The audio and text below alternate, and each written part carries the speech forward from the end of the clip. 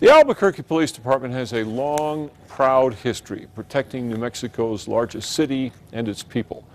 But in the last few years, a seemingly endless series of incidents have tarnished that hard-earned reputation. What is going on at APD? Here's Dean Staley on Special Assignment. In step with our community, the motto is on every patrol car in the city.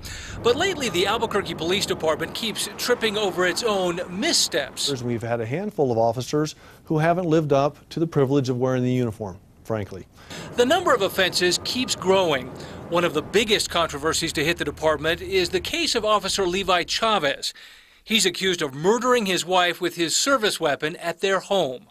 I'm innocent, Your Honor, and I plead not guilty. They think Chavez did it because his wife was about to expose a scheme by him and his cop buddies to report his pickup stolen and collect the insurance money. Levi Chavez kept his job for more than 3 years after her death. APD finally cut him loose in April. And just this month, APD fired Chavez's longtime friend and fellow cop, Russell Perea. The department won't say why, but a lawsuit filed by Tara's family claims Perea was not truthful when asked what he and Levi were doing the night Tara died.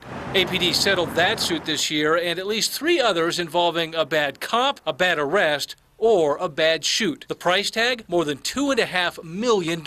And there are more lawsuits in the pipeline. Following a wave of 19 police shootings in the last 20 months, 13 of them fatal. Many of them were justified, but some have raised questions. Justice for all those who were needlessly killed at the hands of APD. The City Council and community groups are calling for a federal investigation into the police department. There's a lack of confidence and trust in our department, and we have to restore that honor. No decision yet on whether there will be a federal investigation, but the U.S. Department of Justice is taking a preliminary look at the situation. Then there is the veteran cop convicted of tipping off his friend that the friend was being investigated for drug dealing. Federal jury convicted the Albuquerque police officer of obstruction of justice, and APD fired him. And don't forget the car accident involving Public Safety Director Darren White's wife. The car accident was minor, the controversy major. White rushed to the scene, lights flashing, and unsteady Kathleen White admitted taking an anti-anxiety drug that warns against driving. But an officer on scene decided not to test her for DWI, then allowed her husband to take her from the scene for medical treatment. An initial investigation found she did not get special treatment because of her husband, but now the city's Inspector General is looking into the whole mess. The goal is to make sure that everything was done properly. Then there's the latest black eye.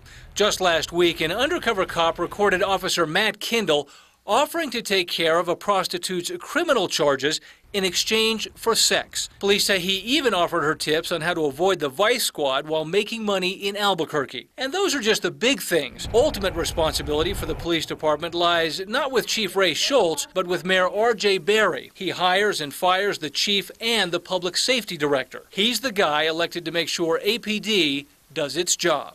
We're talking about a handful of individuals out of an 1,100-member department.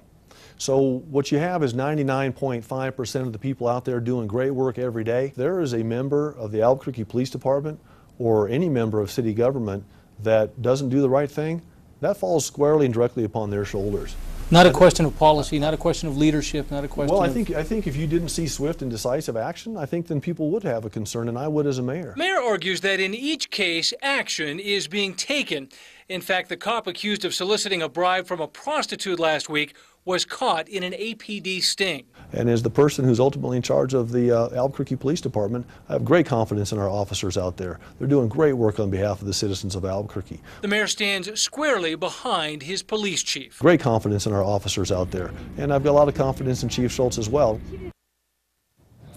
That was Dean Staley on Special Assignment. The city did pay a law enforcement consulting firm last year to study APD's problems. That report came back with almost 40 recommendations of possible improvements, including the increased use of non-lethal weapons like tasers, dash cams in patrol cars, and the hiring of less confrontational officers.